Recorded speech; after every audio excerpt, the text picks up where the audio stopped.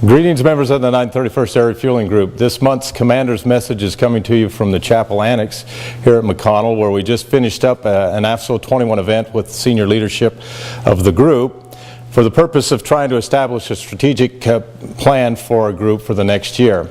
So what we did was we had everybody come in here and we took a look at 4 areas where we've determined that we want to focus as a group. And I'll talk a little bit about what they are. We have 3 of them mentioned here that we looked at today.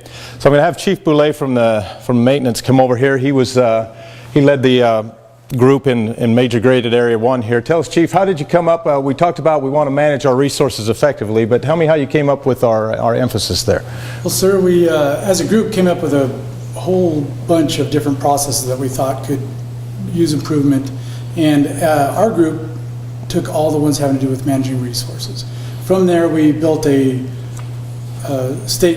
mission statement to improve manpower, and with manpower we mean for recruiting, accessions from active duty, whether off the street active duty, they bring a good skill set to the table.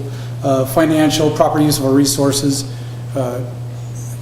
making sure that we're spending money where we need to be spending it.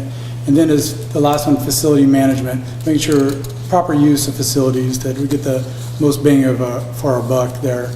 And that way, when the KC-46 finally comes online, we can hit the ground running with. Exactly. So we want to get our manpower up in anticipation of the KC-46 coming here, and get our total force associations solidified so that we're ready when they come here.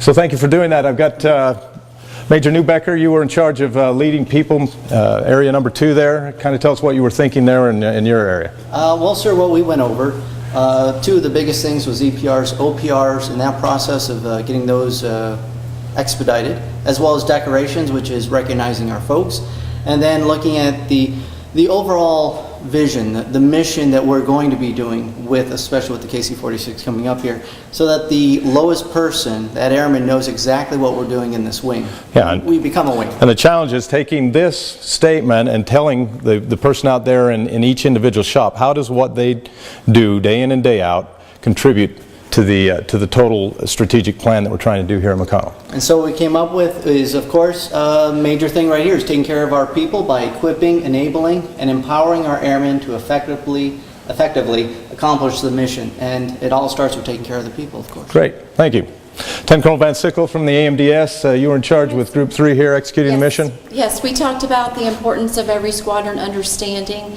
the impact of their mission on another squadron. For instance, we talked about with the medical squadron, the IMR stats, reporting that, making sure that they're accurate, because our goal in our squadron, of course, is to make sure that our folks are medically ready for you to say, yep, they're ready to get out the door to support the combat operations and fly, fight, and win. Yeah, because the challenge is you take a broad statement like fly, fight, and win, and what does that mean to somebody in each individual section? How does what I do contribute to the idea of fly, fight, and win for the Air Force? Okay, yes, well, thank you. I appreciate it. Of course, we had a number of our leaders were here, and now we're going to take these principles. We left one off here, which is improving the unit, and those are the 4 major areas we're going to focus as a group in the coming year. And they correspond identical to the ones that General Jackson has given for AFRIC. So that'll be our emphasis, and my job will be to try and take my executive committee and come up with a strategic plan that tells how we're going to focus our energies, our exercises, our resources, so that we accomplish these 4 objectives.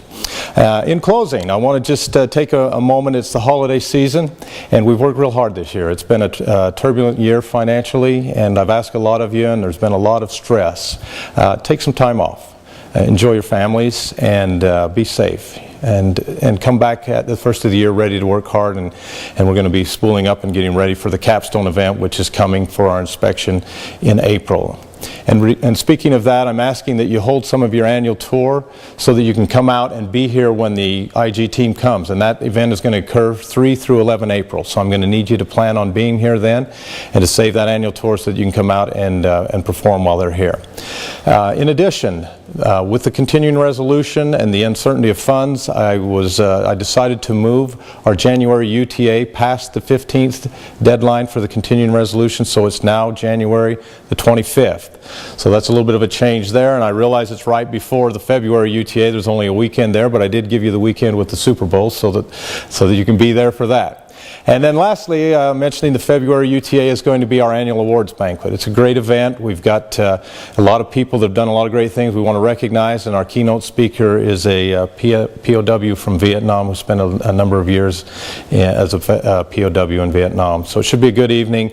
I want you to come out and be with us, and for those of you that haven't got tickets yet, we'd like you to get your tickets. You can see either your unit POC, or if you don't know who that is, you can contact Tech Sergeant Georgia Buxton and she can give you information on how to get there and get your tickets so that we know what to plan on for that evening.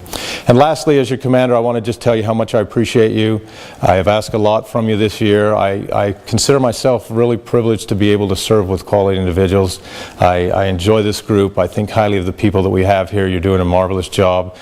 For those of you who may not know, you see things happen all around the world every day. Recently we just had the president go down to South Africa for the events down there, and what people don't know is that we spooled up reservists here and put them into crew rest to be able to fly those missions if needed in 12 hours. So we ask you to do things sometimes at a moment's notice, and I've never been disappointed. So thank you for what you're doing.